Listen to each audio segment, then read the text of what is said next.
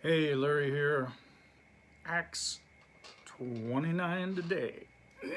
Coming to you from sunny world headquarters in Chiang Mai, Thailand.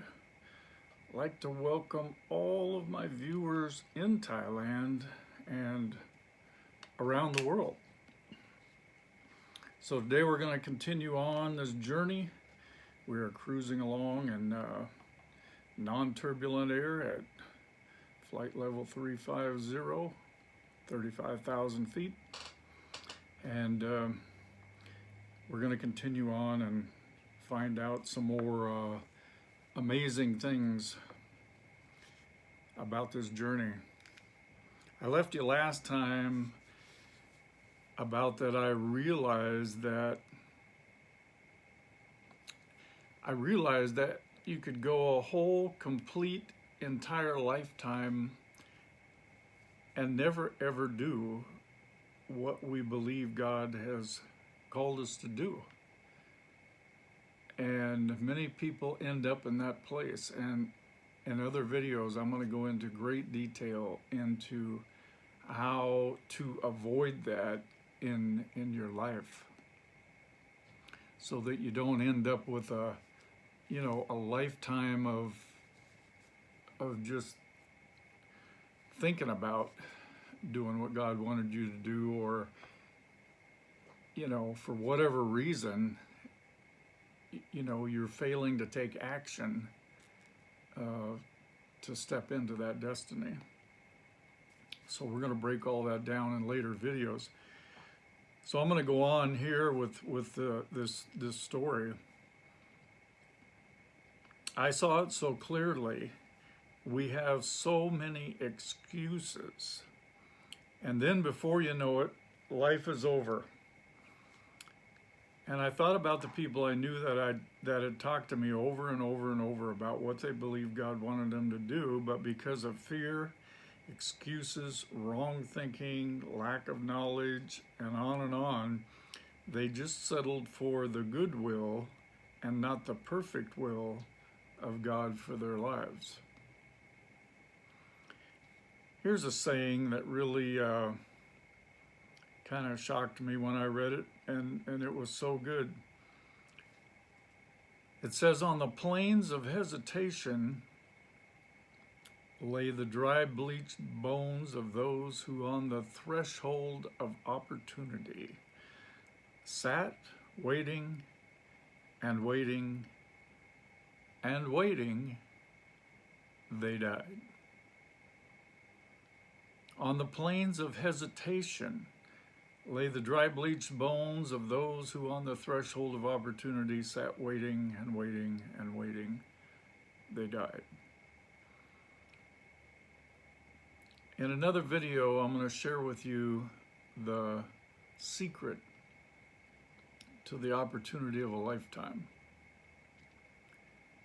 In fact, I'll go ahead and share it now, because the more you hear it, maybe the more you'll get it. The secret to the opportunity of a lifetime is taking action during the lifetime of the opportunity. The secret of the opportunity of a lifetime is taking action during the lifetime of the opportunity. Opportunities have time constraints, and sometimes you only have a few seconds, a few minutes, a few hours, maybe you have a few days, maybe you have a few weeks. That opportunity is available. Now, when you're driving in traffic, many of the decisions you make for the opportunities you take involve seconds.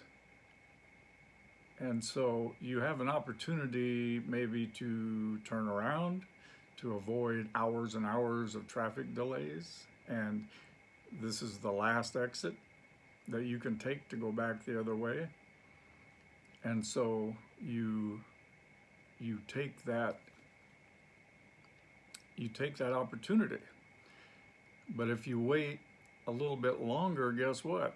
The opportunity is gone. It's gone. It's over. And so you have time constraints on opportunities, and we'll go into more of that later on. After a couple of tough years of recovering from everything, talking about my brother's death and the job and the divorce and all that, a few years later, I got remarried to a wonderful woman who was also interested in missions. And then one day, my mother, who had found out about me praying in the Spirit for those 2 years, gave me a book. She said, this guy wrote a book about the vital role of praying in tongues. The name of the book was The Walk of the Spirit, The Walk of Power by Dave Roberson. She thought it might be good for me to read about what he had learned and experienced about praying in the Spirit. And this is the cover of that book.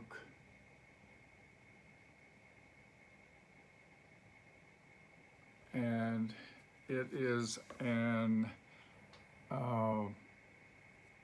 amazing book. I have never read anything like it in my whole spiritual life. And I've read it many, many times.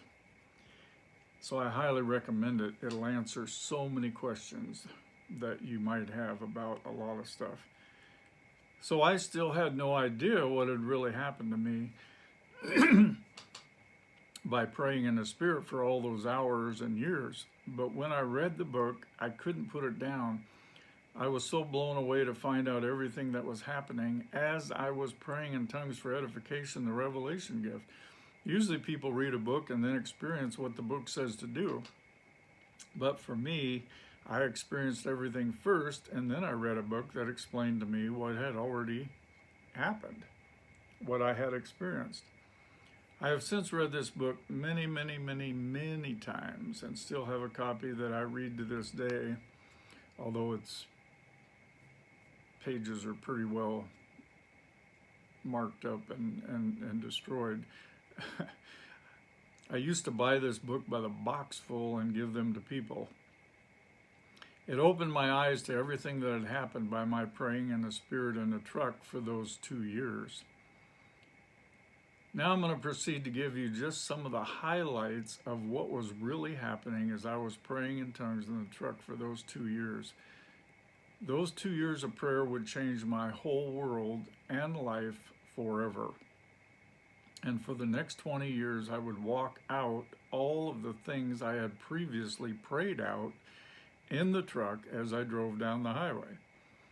So let me take you on this incredible journey of prayer that not many people ever talk about, much less ever enter into. How to pray the perfect prayer all the time, every time in the Spirit. And so this is launching out into the deep. So I want to talk to you about the most important thing that I've learned in all my spiritual life, that is after being born again.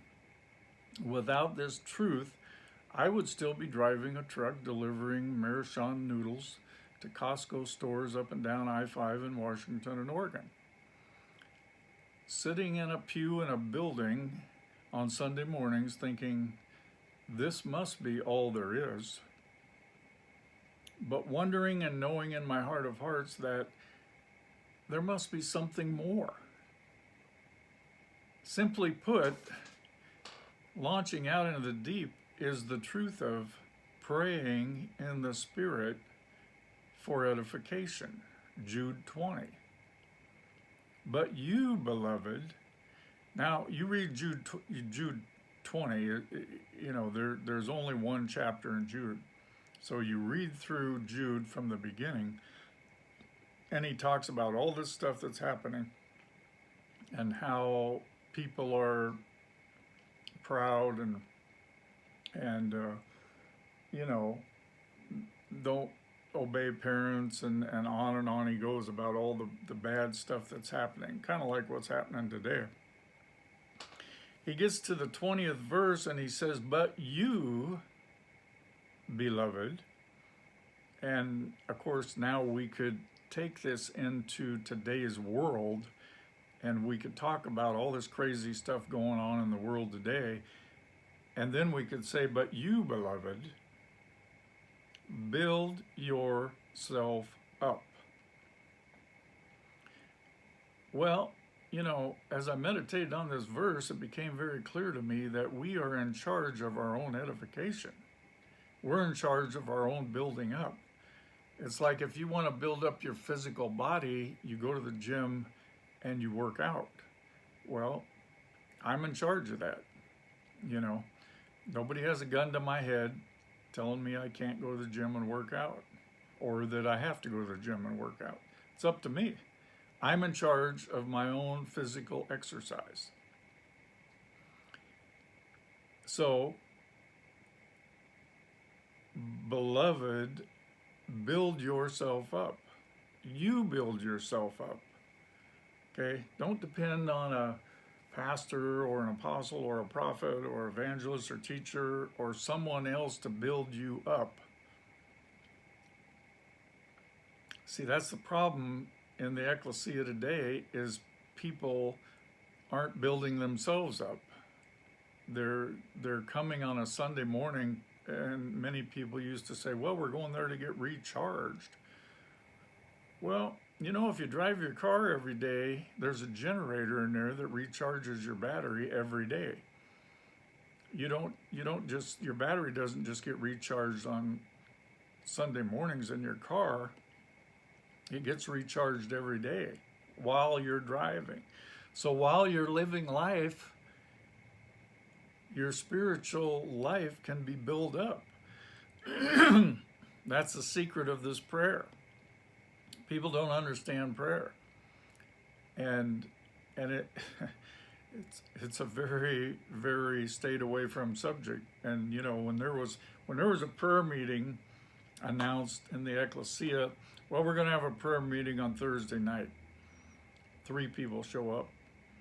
Going to have a potluck on Monday night. 150 people show up. Why? Because they don't know what prayer, they think prayer is praying in English or your language, and we can't pray without ceasing in our own language because we don't even know how to pray as we ought. So the Holy Spirit gives us a language to pray through that is the perfect prayer, because it comes from the Holy Spirit. He knows what to pray, but he has to pray through us back to God so that we're involved. But you, beloved, build yourself up like an edifice or like a building, founded on your most holy faith. That's a foundation, making progress and rising like an edifice or a building, higher and higher and higher and higher. How? Praying in the Holy Spirit. That is, praying in tongues. So where are we building up to? We're building up higher and higher above a flesh walk. So if the flesh is here and our spirit's here, we keep building ourselves up higher and higher until we get above that flesh place that tries to keep us down. Okay, I will catch you on the next video, and we will continue on with this amazing stuff. God bless you, and we'll see you on the next video.